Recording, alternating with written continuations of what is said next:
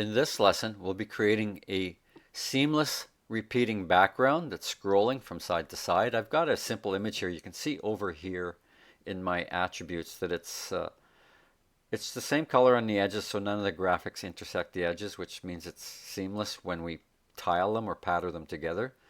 So what I want to do here is I want to take this image, of course have it on screen, and have it animate moving from right to left at a reasonably slow speed. But I want it to repeat itself, so I want it to duplicate itself right here at the back end as it's moving. And as this slides off the screen, there's another one behind it, and as that other one moves towards the screen where the edge is coming off the right side, another one will be what we call spawned or generated immediately, so that it kind of takes its place and follows behind. And then as they exit the screen on the left, to manage our memory, we're going to actually delete it once it's off screen. So here's how it works. We have one on screen that starts, it moves. As soon as it moves even 1 pixel to the left of the registration point, a new image, the same image, will be reproduced behind it on the right, and it will also be moving at the same speed. Once this one completely leaves the stage on the left, we will delete it so that again we can manage the memory. That's something that's invisible, but it would ultimately have a lagging effect over time, as in theory these would be piling up infinitely on the left. Even though they're off stage, they would still be within the file, the runtime. And at some point, if you let it go long enough, it probably would crash a computer. Okay, so let me hit play and just demonstrate again what we're trying to achieve here. So again, I've got some moving clouds, or to be more specific, an image of moving clouds. And as it moves to the left, it's replaced by the same image directly behind it. So I'll go through and I'll explain how this works. You will download this image. It will be provided. And then inside of the prototype, once you create an actor with that image, I'm going to get you to resize it. Just open this up here if I can, to 568 by 320 pixels.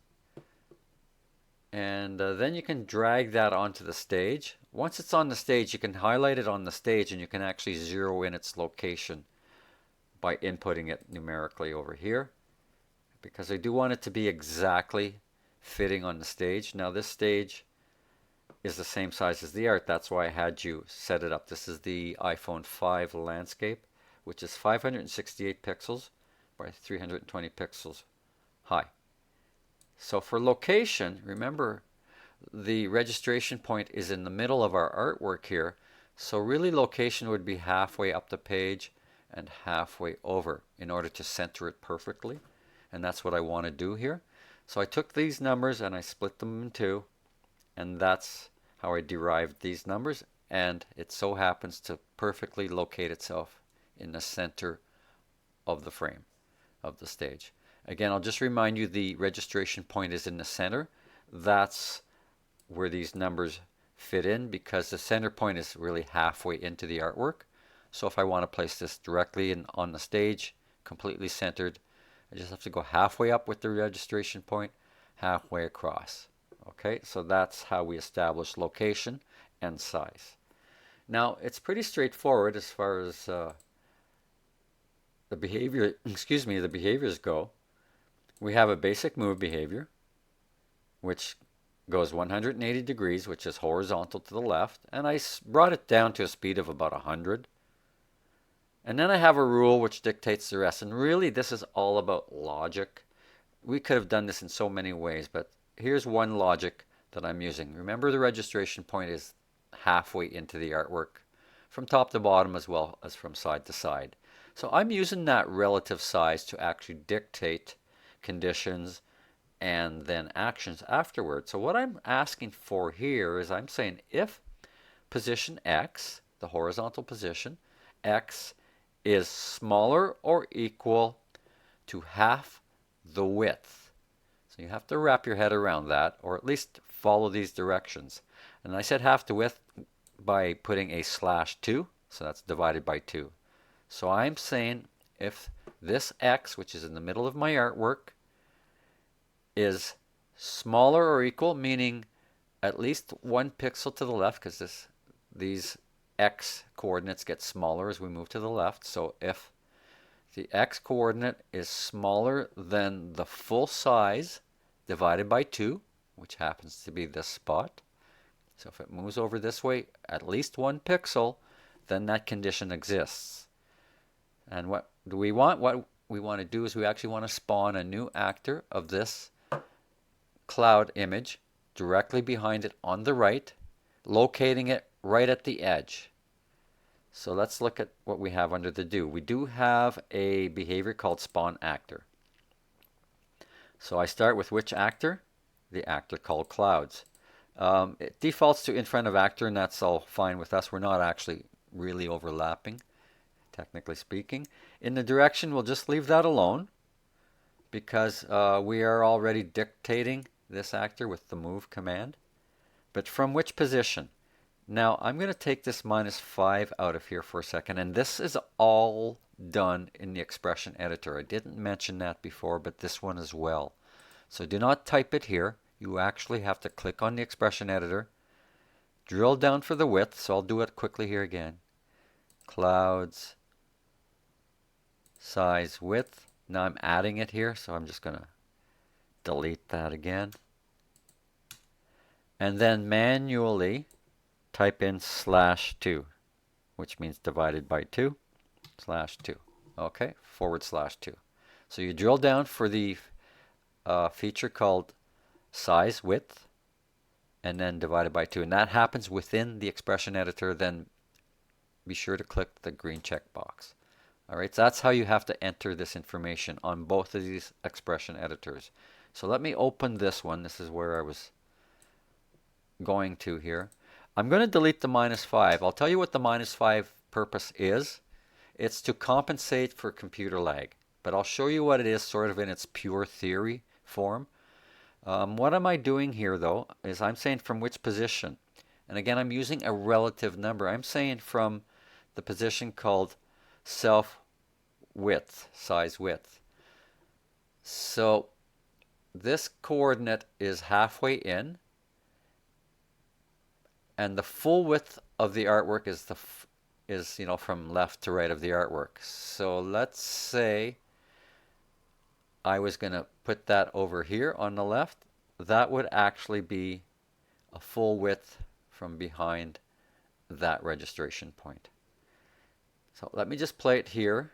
I'll hit the green check box and show you what we get. And because of the computer lag, I get that little black line right from the background. So that's why I actually kind of bumped it. Let me go in here with respect to its position. So I'm saying, yes, use the width as a measuring unit, if you will. But let's bump it up 5 pixels to the left. And that's where I get the negative number, -5. And this was through trial and error. -5 worked. -1 or 2 may not be enough. -5 certainly was more than enough to compensate. So again, hit the green checkbox. There we go.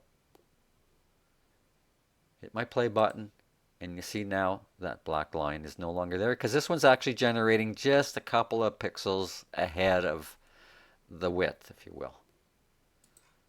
Okay, so that's the main part of it. But in order to deal with the memory issue that I was talking about, when these dump off the stage and pile up, I have one more rule here. So let me just close this guy, and we'll create that.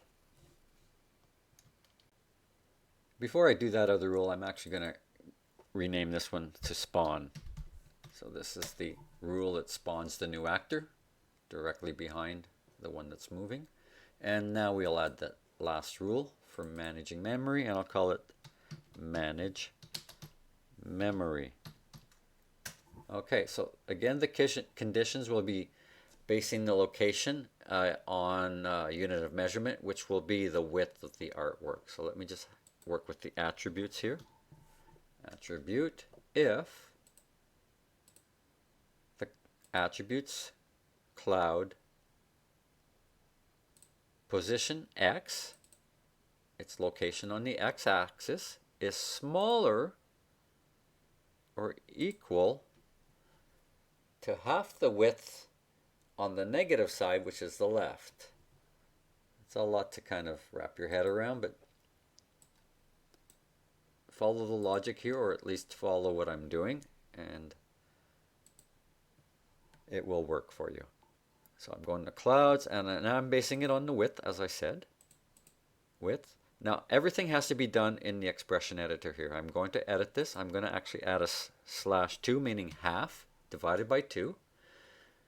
So again, I'm talking about the registration point, but I want to talk about it on the left side of the artwork, so I have to put a negative at the front of this. Otherwise, I'd be referring to it on the right side of the artwork. So I'm saying when this guy departs the stage, so when that registration point is a full width away from this one, if you will, it will prompt whatever is in the do area. So I put a subtract, a minus in front of it. So minus half the width. Very importantly, click the green check box. So this is the condition, and it's all relative again to the unit of measurement that we're using, which is the width of the artwork. And under do, this one's pretty easy. It's just a destroy behavior. So I'm going to type that in, D, and it pops up right away on the top of my list. And there are no parameters here, so it's just destroy. So when this artwork is completely off the screen and it's like goes 1 pixel past that left edge to depart the screen, it will self-destruct. That way you really only ever have 2 pieces of artwork running through the movie at one time. Now let me just save this and test it before concluding that it's complete, because until it actually runs you don't know for sure. So I'll hit play, and it looks like everything's going well. There's no seams anymore in between. That compensation worked. Now it is a little hard to tell that the thing is deleting when it goes off the stage, so that part you'll have to go on faith. But if you had time, you could leave it there for hours and hours, and at some point it'll slow your computer down. Okay, so this is your spawning exercise that I want you to do as part of today's lessons as well. I'll quickly go back and go over it. We'll hide the backstage for a second. So you got one actor. You're going to bring it in. You will set the size by selecting the actor and setting the size to the same size as this iPhone screen, which is 568 by 320 pixels. Then you will drag it onto the stage. Once it's on the stage, you can zero in. So you can kind of drag it in loose and just leave it hanging partially on the stage, and then go into position and ensure that it's located exactly in the middle. And what you're registering is this red registration mark, which is the center of the art. So if you think about that, it's halfway up, halfway over. Therefore, the size numbers divided by 2 would locate that registration point in the center of the stage. And that's what these numbers are. 284 is half of 568, and 160 is half of 320. So just make sure you get all that locked in, and then you can proceed with the behavioral stuff. So if I click on the actor once again, and we'll show our backstage, we've basically got 3 sections here with the simple move behavior, 180 degrees, which means to the left, at 100, which is reasonably slow, and the spawn command, which is based on positions using the width of the artwork as our reference unit of measurement. We will spawn a new actor. As soon as this graphic moves 1 pixel to the left, a new actor will be spawned directly behind it. And to compensate the lag of the computer, we're kind of overlapping it just a couple of pixels on the edge, so the new one will actually appear just 3 to 5 pixels overlapping the front of that. Therefore, it will be seamless. And that's because computers are not perfect. So we added that -5. And I'll remind you that all of this information is input in the expression editor. You cannot type it simply in the behavior. And always make sure you click the green check mark to accept your work. And that's the same for all of these inputs as well, inside of the manage memory rule, which is just looking for the location to be off the stage to the left.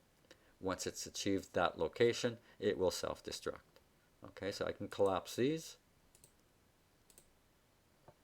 And we've got three basic sections. One just the behavior, and then two rules. So moving to the left, generating a new actor, and then deleting the actor once it's left the stage. All right, so I'll let it run again, and this is your spawning exercise for today. I want you to zip this project folder up when you're done and upload that to Blackboard, please. Thank you.